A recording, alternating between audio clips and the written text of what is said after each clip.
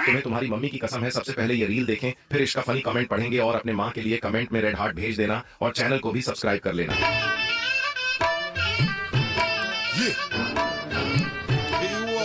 Like subscribe करो, like subscribe. तो चलिए शुरू करते हैं। आप जाकर दिल को सुकून मिला है। चुप कर बे कुत्ते। जो हुआ अच्छा हुआ इनके साथ। बात तो सही है।